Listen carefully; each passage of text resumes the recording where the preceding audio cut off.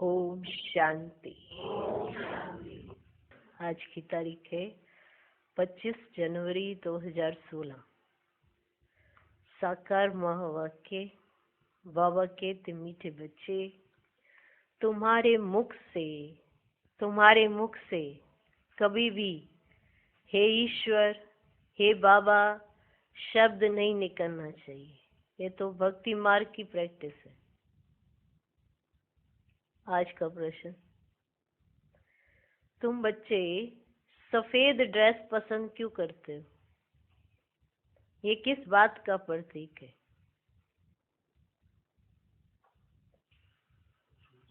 उत्तर, अभी तुम इस पुरानी दुनिया से जीते जी मर चुके हो, इसलिए तुम्हें सफेद ड्रेस पसंद है। यह सफेद ड्रेस मौत को सिद्ध करता है। जब कोई मरता है तो उस पर भी सफेद कपड़ा डालते हैं। तुम बच्चे अभी मरजीवा बने हो।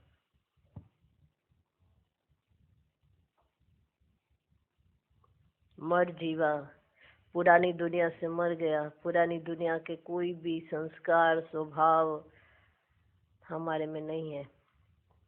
पुरानी दुनिया याद भी नहीं है, क्योंकि जो मर जाता है उसको कुछ भी याद नहीं रहता है। तो अभी तुम इस पुरानी दुनिया से जीते जी मर चुके हो, इसलिए तुम्हें सफेद ड्रेस पसंद है। ये सफेद ड्रेस मौत को सिद्ध करता है। जब कोई मरता है तो उस पर भी सफेद कपड़ा डालते हैं। तो यहाँ का ही यादगार हो गया।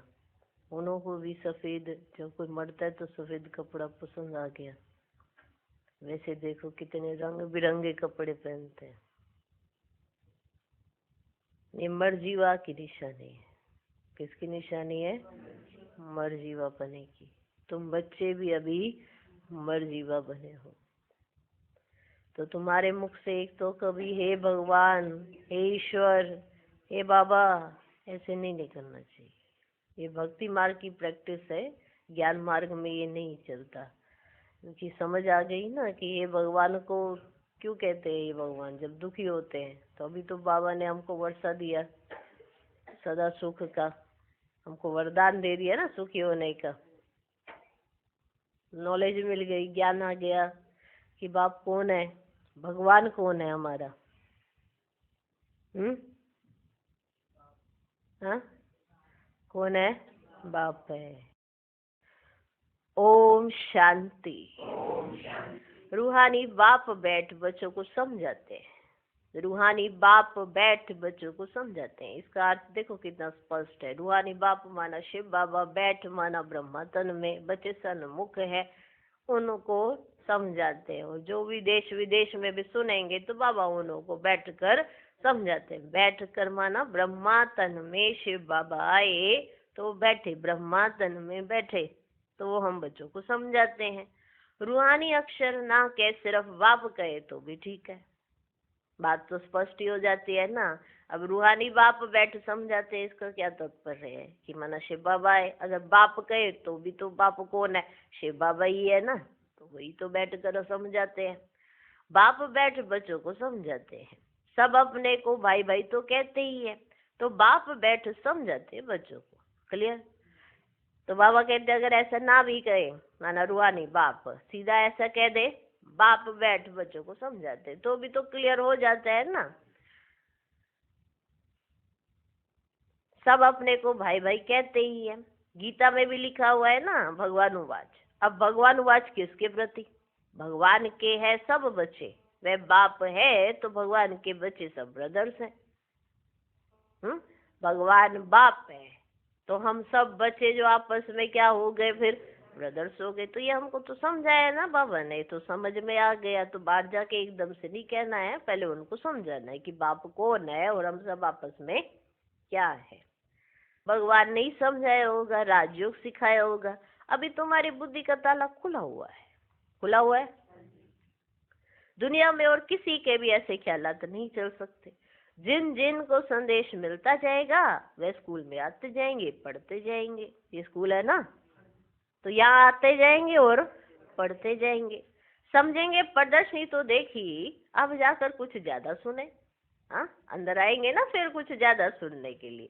पहली पहली मुख्य बात है ज्ञान का सागर है, पतित पावन गीता ज्ञान दाता शिव भगवान वाच। पहले पहले उनको ये पता पड़े कि इन्हों को सिखलाने वाला अथवा समझाने वाला कौन है। उन्हों को ये बुद्धि में आना जरूरी चाहिए कि इन्हों को समझाने वाला सिखलाने वाला आखिर भी कौन है, इनके पीछे कौन है जो इनको समझा रहे हैं। मनुष्य तो ऐसा हो ना सके, फिर आखिर भी इन मनुष्यों को समझाने वाला कौन है। वह सुप्रीम सोल ज्ञान का सागर निराकार है, वह तो है ही सत्य, वह तो है ही सत्य। ट्रुथ वह ही सत्य बताते हैं, ट्रुथवान सत्य, और वह ही सत्य बताएंगे। फिर उसमें और कोई प्रश्न उठ ही नहीं सकता। पहले पहले तो इस पर समझाना है, हमको परम पिता परमात्मा ब्रह्मा द्वारा राजयोग सिखलाते हैं। ये राजाई पद है, जिसको निश्चय हो जाएगा कि जो सबका बाप है वह पारलौकिक बाप बैठे समझाते हैं, वही सबसे बड़ी अथॉरिटी है। तो फिर दूसरा कोई प्रश्न उठ ही नहीं सकता है। जिसको ये निश्चय हो गया कि वही ऑलमाइटी अथॉरिटी आकर समझाते हैं, तो फिर दूसरा तो कोई प्रश्न उठ ही नहीं सकता है। वह है पतित पावन। तो जब वे यहाँ आते हैं तो जरूर अपने टाइम पर आता होगा। आते हैं तो अपने टाइम पर ही आएंगे ना। तुम देखते भी हो, ये वही महाभारत लड़ाई है। विनाश के बाद फिर वाइसलेस दुनिया होनी है। यह है देखो बच्चे विशेष दुनिया। ये मनुष्य नहीं जानते कि भारत ही वाइसलेस था। कुछ भी बुद्धि चलती नहीं है। गोदरेज का जैसे ताला लगा हुआ है। गोदरेज का ताला बड़ा अच्छा होता था ना, तो बाबा कहते थे गोदरेज का जैसे कि ताला लगा हुआ है, उसकी चाबी एक बाप के पास है।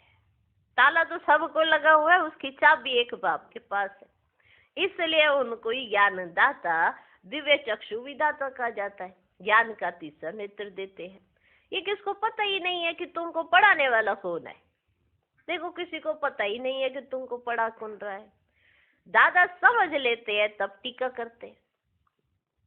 माना दादा समझ लेते हैं ना कि इन्हों यही समझा रहे हैं इन्हों को, तो टीका करते हैं, कुछ ना कुछ बोलते हैं। इसलिए पहली पहली बात ये है, ये समझाओ कि हमको समझाने वाला कौन है। इसमें लिखा हुआ भी है शिव भगवान वाच, वह तो है ही ट्रुथ। बाप समझते हैं मैं पतित पावन शिव हूँ। बाप समझते हैं मैं पतित पावन शिव हूँ। मैं परम धाम से आया हूँ इन सालिग्रामों को पढ़ाने। आया कहाँ से? परम धाम से। कौन आया? शिव बाबा। किससे आया? हम सालिग्रामों को पढ़ाने। बाप है ही नॉलेजफुल, सृष्टि के आदि मध्य अंत का राज समझाते हैं। ये शिक्षा भी तुमको ही बेअद के बाप से मिल रही है। वही सृष्टि के रचयिता है, पतित सृष्टि को पावन बनाने वाले हैं। बुलाते भी है ना कि हे पतित पावन आओ, तो पहले पहले उसका ही परिचय देना है। उस परम पिता परमात्मा के साथ आपका क्या संबंध है? क्या संबंध है आपका? वह है ही सत्य। नर से नारायण बनने की सत्य नॉलेज देते हैं। बच्चे जानते हैं बाप सत्य है, बाप ही सचखंड बनाते हैं। तुम नर से नारायण बनने यहाँ आते हो। बैरिस्टर पास जाएंगे तो समझेंगे हम बैरिस्टर बनने आए हैं। अभी तुमको निश्चय हमें भगवान पढ़ाते। क्या निश्चय? हमें भगवान पढ़ाते। कई निश्चय करते भी हैं, फिर संशय बुद्धि हो जाते हैं, तो उनको सब मनुष्य कहते हैं तुम तो कहते थे भगवान पढ़ाते हैं, फिर भगवान को छोड़ क्यों आए हो? क्योंकि जो ऐसे छोड़ के चले जाते हैं, जो संशय बुद्धि हो जाते हैं, फिर दूसरे उन्हों के मित्र संबंधी उन्हों को कहते हैं कि तुमको तो भगवान पढ़ाते थे, तो फिर तुम भगवान को छोड़ क्यों आए हो? संशय आने से ही भागंती हो जाते, कोई ना कोई विकर्म करते। भगवान वाच का महाशत्रु है, इन पर जीत पाने से ही तुम जगत जीत बनेंगे। जो पावन बनेंगे वही पावन दुनिया में चलेंगे। यहाँ है ही राजयोग की बात। तुम जाकर वहां राजाई करेंगे। बाकी जो भी आत्मा है ना, वे अपना हिसाब किताब तो कर वापिस अपने घर चली जाएंगी। ये कयामत का समय है। अब यह बुद्धि कहती है सतयुग की स्थापना जरूर होनी है। बुद्धि ये कह रही है कि सतयुग की स्थापना, ये तो हमको रियलाइज हो रहा है कि नहीं हो रहा है? बुद्धि कहती माना अपने आप को हम सोचते कि अरे ये तो अभी देखो समय कौन सा आके खड़ा हो गए, तो सत्य की स्थापना जरूर होनी है। पावन दुनिया सत्य को कहा जाता है, बाकी सब मुक्ति धाम में चले जाएंगे, उनको फिर अपना पाठ रिपीट करना है।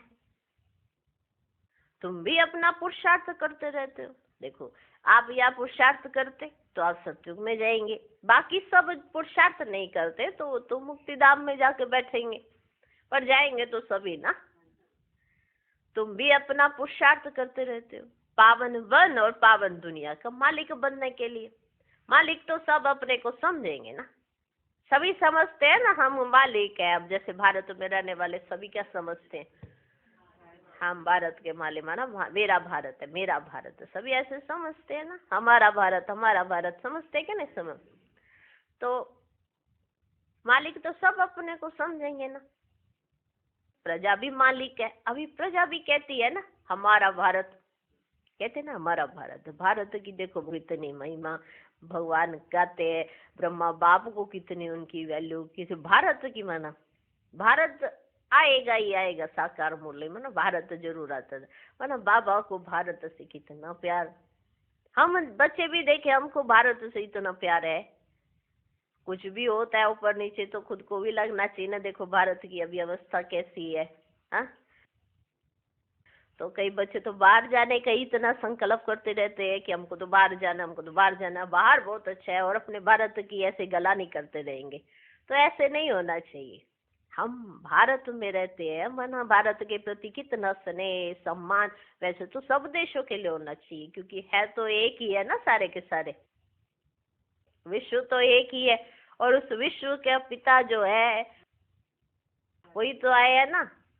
हाँ तो ये सब हमारा ही तो स्थान है ना, ऐसा तो है नहीं कि वो अलग है वो अलग है, सब है तो आत्मा रूप में हमारे भाई ही है ना। तो बाबा को देखो कितना प्यारा है। अभी प्रजा भी कहते हैं ना हमारा भारत, बड़े से बड़े मनुष्य सन्यासी आदि भी कहते हमारा भारत। सन्यासी भी कैसे देखो फकुर से कहते हैं, क्या कहते हैं, हमारा भारत। तुम समझते हो इस समय भारत में सभी नरकवासी है, अभी हम स्वर्गवासी बनने के लिए ये राजयोग सीख रहे हैं। सब तो स्वर्गवासी नहीं बनेंगे, ये अभी ज्ञान आया है। वो लोग जो सुनाते हैं शास्त्र सुनाते हैं, वे है शास्त्रों की अथॉरिटी। बाप कहते ये भक्ति मार्ग के वेद शास्त्र आदि सब पढ़ने से सीढ़ी नीचे उतरते जाते हैं, ये सब है भक्ति मार्ग। बाप कहते हैं जब भक्ति मार्ग पूरा होगा ना तभी तो मैं आऊंगा, जब आपकी भक्ति पूरे होने पर होगी ना तभी तो मैं फल देने आऊंगा ना तुमको। अब भक्ति अभी शुरू ही हुई हो तो ऐसे भगवान को बुलाने लगे तो भगवान ऐसे थोड़ा आ जाएंगे। इसलिए भगवान अपने मैसेंजर भेज देते हैं, थोड़ा थोड़ा मैसेज मिलता जाता है। फिर जब डायरेक्ट भगवान आते हैं तो हमें पता पड़ता है कि आखिर भी भगवान कौन है। उससे पहले हम सारा मूंझ जाते हैं, बहुत सारे भगवान आ जाते हैं, तो उसमें एक सत्य भगवान को पहचानना थोड़ा मुश्किल हो जाता है। ये भी खेल ही है एक तरह का, पर जिसकी बुद्धि में भगवान का प्यार और इस तरह से ज्ञान स्पष्ट होता चला जाएगा वो झट पहचान लेगा। अब पहचानने के लिए आंख भी देता है भगवान, देखो लो लो आंख दी तुमको, पहचानो। तीसरा नेत्र हमको देता है भगवान, तो हम तीसरे नेत्र से पहचान जाते हैं। कितनी वंडरफुल बात है। देखो बाबा कहते हैं जब भक्ति मार्ग पूरा होगा तभी तो मैं आऊंगा, मुझे ही आकर सब भक्तों को भक्ति का फल देना है, मेजॉरिटी तो भक्तों की है। सब पुकारते रहते हैं हे गॉड फादर, भक्तों के मुख से ओ गॉड फादर हे भगवान जरूर निकलेगा।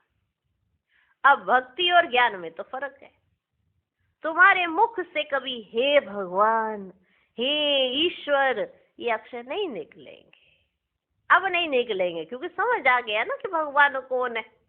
तो अब ये अक्षर तुम्हारे मुख से तो देखो बच्चे नहीं निकलेंगे। मनुष्यों को तो याद कल्प की प्रैक्टिस पड़ी हुई है, तुम जानते हो वे तो हमारा बाप है, तुमको हे बाबा थोड़ी करना है। अब लौकिक में बाप होता तो उसको हे बाबा रोटी दे दे ऐसे कहते क्या? हाँ अधिकार से मांगते हैं ना, क्योंकि बच्चा है तो अधिकार रहता है कि पिताजी में कोई चाहिए तो चाहिए ही चाहिए। हाँ, तो बाप आके सबसे पहले ही हमको पूरा एक खजाना दे देते, तो हमको कुछ मांगने की भी दरकार नहीं रहती। तो हे भगवान, हे ईश्वर, हे बाबा, तुमको तो कहना ही नहीं, बाप से तो तुमको वर्षा लेना है। पहले तो ये निश्चय हम बाप से वर्षा लेते हैं, बाप बच्चों को वर्षा लेने का अधिकारी बनाते हैं। ये तो सच्चा बाप है ना। बाप जानते ये हमारे बच्चे हैं, जिन्हों को हम ज्ञान अमृत पिलाए, ज्ञान जीता पर बिठाए, घोर नींद से जगाए, स्वर्ग में ले जाता हूँ। ये वही वाले बच्चे हैं। कौन जानते हैं? बाबा जानते हैं। बाप ने समझा है आत्माएं वहां शांति धाम और सुख धाम में रहती है।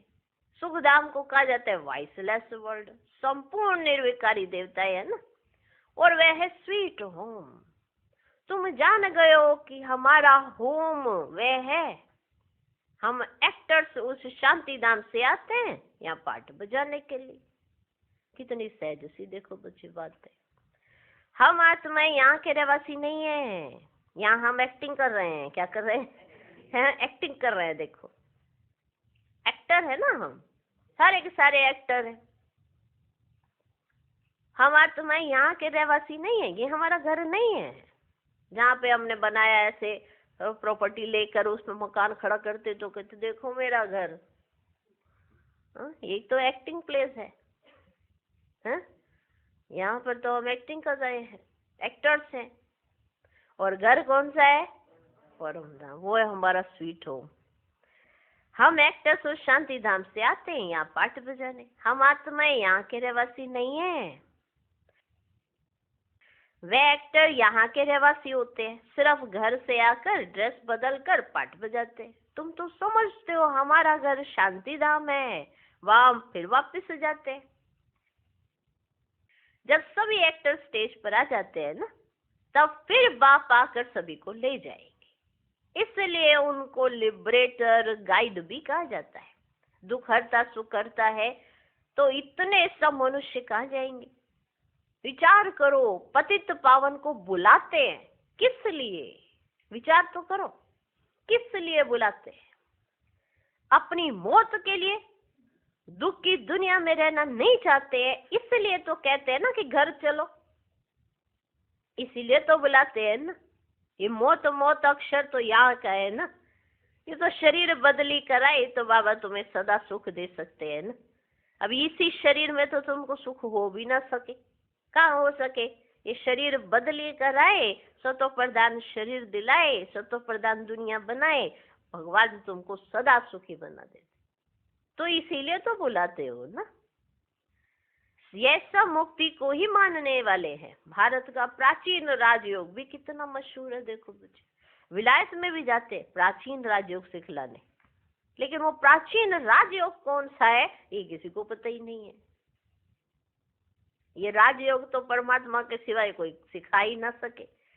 विलायत में भी जाते हैं प्राचीन राजयोग सिखलाने। वास्तव में हठ योगी तो राजयोग जानते ही नहीं, उन्हों का योग ही रोग है। इसलिए तुम्हें जाकर सच्चा राजयोग सिखाना है।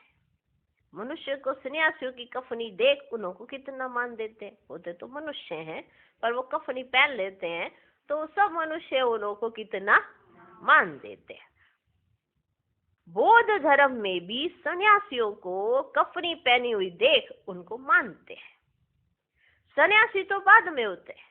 बौद्ध धर्म में भी शुरू में कोई सन्यासी नहीं होते हैं।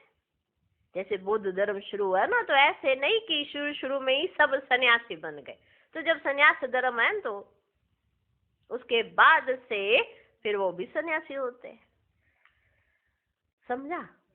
जब पाप बढ़ता है बौद्ध धर्म में, तब सन्यास धर्म स्थापन होता है। जब पाप बढ़ता है तो पहले तो बोधि होते हैं, आते हैं, जो मनुष्य यहाँ पर है वो उनके साथ ही रहते हैं। फिर बोधि धर्म अलग हो जाता है, क्योंकि ऊपर से आत्माएं उन लोगों की आ जाती है, तो उनके बीच में फिर सन्यासी भी बन जाते हैं। शुरू में तो वे आत्माएं ऊपर से आती है, उनकी संख्या आती है। शुरू में सन्यास सिखला कर क्या करेंगे? अब शुरू में आत्माएं ऊपर से आ रही हैं, अब एकदम ऊपर से आई तो फिर शुरू में सन्यास सिखला कर क्या करेंगे? संन्यास होता है बाद में। देखो कितनी गुये गुये बातें बाबा समझाते हैं। ये भी यहाँ से कॉपी करते हैं। क्रिश्चियन में भी बहुत है जो सन्यासियों का मान रखते हैं, क्रिश्चियंस में भी जो सन्यासियों का मान रखते हैं। कफनी की जो पहरवाइश है वह हठ योगियों की है।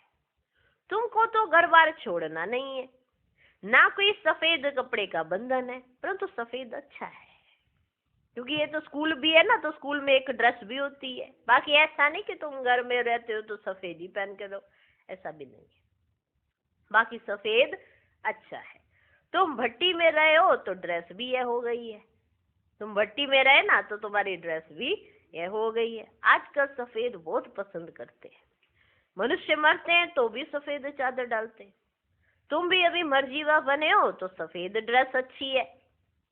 तो पहले कोई को भी बाप का परिचय देना है। दो बाप है, ये बातें समझने में टाइम लेते हैं, प्रदर्शनी में इतना समझा नहीं सकेंगे। सत्युग में होता है एक बाप, इस समय तुमको है तीन बाप, क्योंकि भगवान आते हैं प्रजापिता ब्रह्मा के तन में। वह भी तो बाप है ना सबका, लौकिक बाप भी है। अच्छा, अब तीनों बाप से ऊंच वर्षा किसका? निराकार बाप वर्षा कैसे दे? वह फिर देते ब्रह्मा द्वारा। इस चित्र पर तुम बहुत अच्छी रीति समझा सकते हो बच्चे। शिव बाबा निराकार है और यह है प्रजापिता ब्रह्मा आदि देव ग्रेट ग्रेट ग्रैंडफादर। बाप कहते मुझ शिव को तुम ग्रेट ग्रेट ग्रैंडफादर नहीं कहेंगे, मैं सभी का बाप हूं। यह है प्रजापिता ब्रह्मा, तुम हो गए सब बहन भाई। भले स्त्री पुरुष हैं परंतु बुद्धि से जानते हैं हम भाई बहन। बाप से वर्षा लेते हैं। भाई बहन आपस में क्रिमिनल सॉल्ट कर न सके। अगर दोनों की आपस में विकारी दृष्टि खींचती है तो फिर गिर पड़ते हैं, बाप को भूल जाते हैं।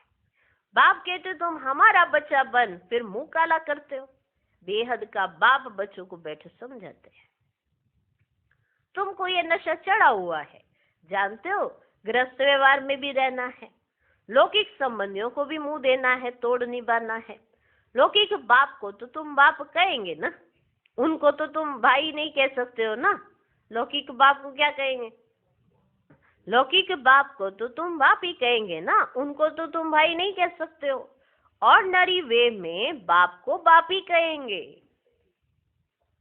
बुद्धि में है ये हमारा लौकिक बाप है, ज्ञान तो है ना।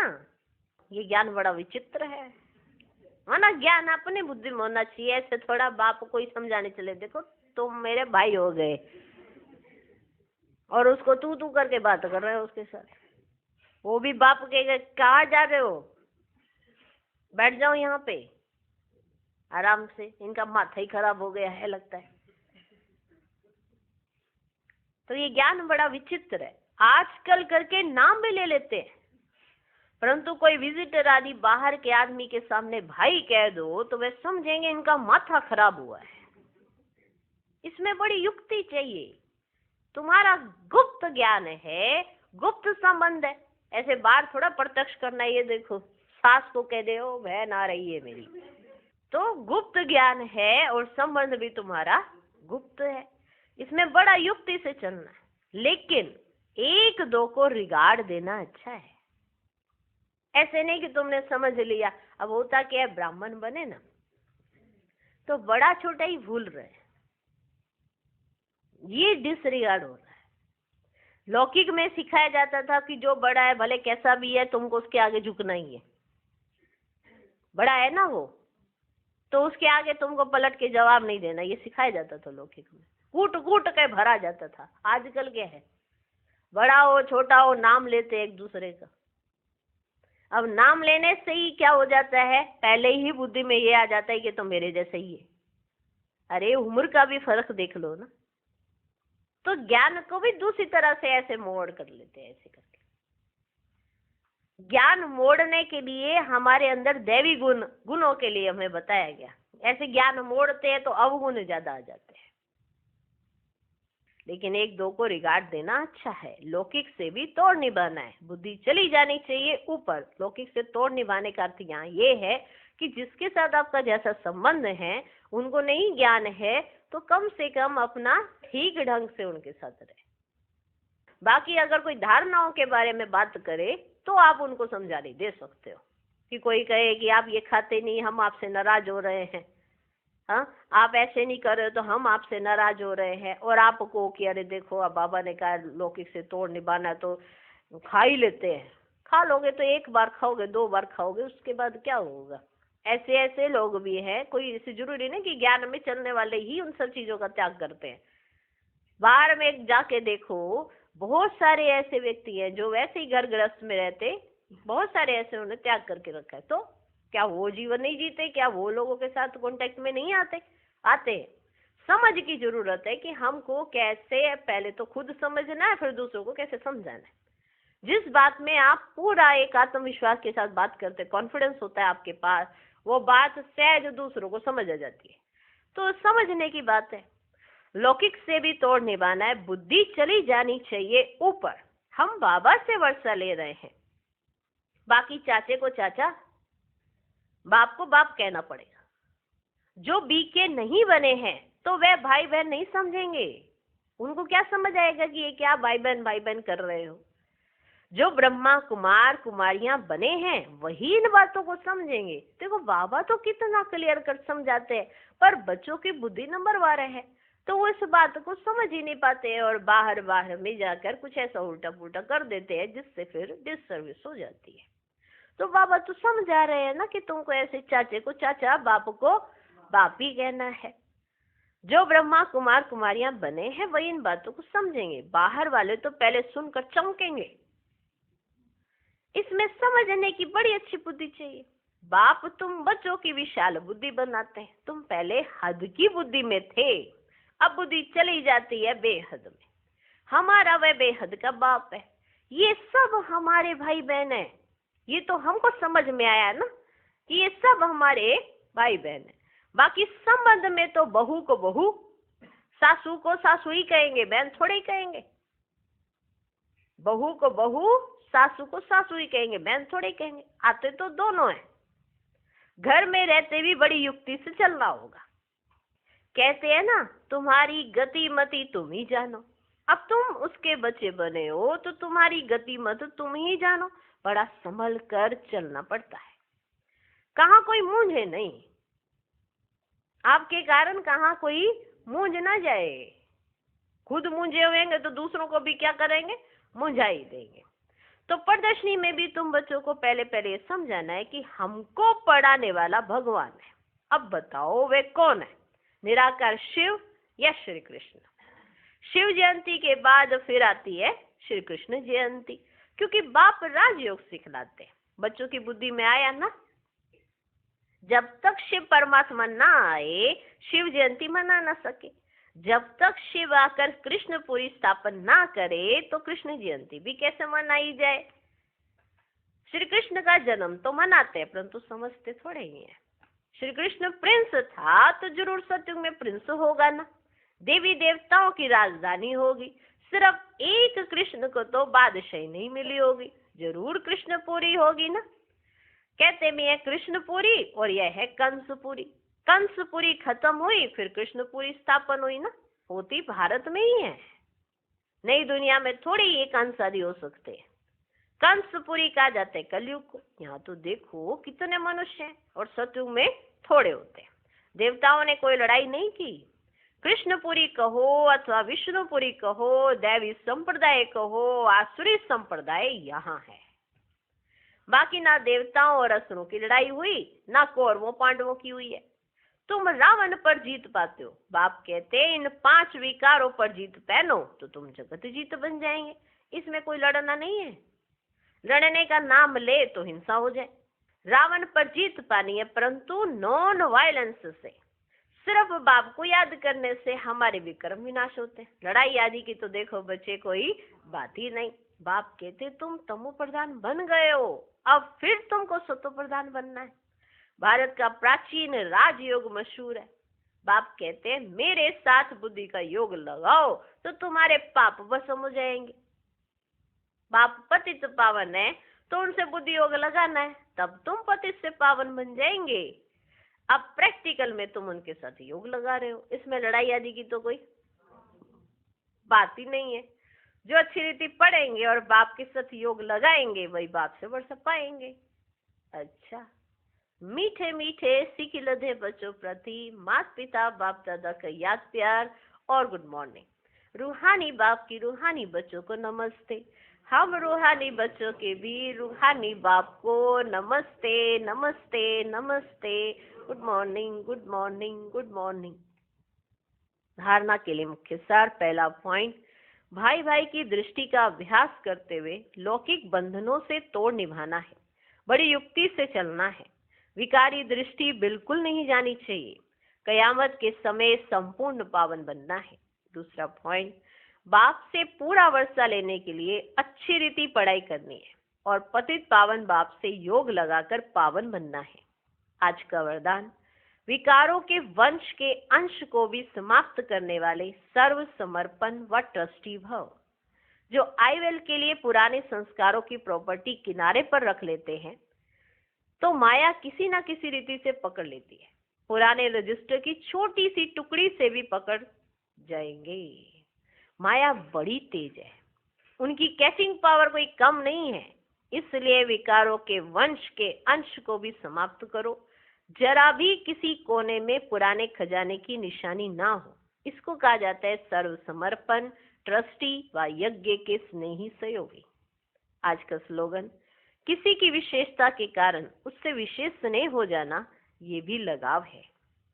ब्रह्मा बाप समान संपन्न स्थिति का अनुभव करो। अभी स्पीकर की सीट के साथ सर्व अनुभवों के अथॉरिटी का आसन लो। इस आसन पर बैठ सदा सहज योगी, सदा के योगी, स्वतः योगी बनो। सर्व अनुभवों की अथॉरिटी बनो तो सब आपे ही झुकेंगे। ओम शांति।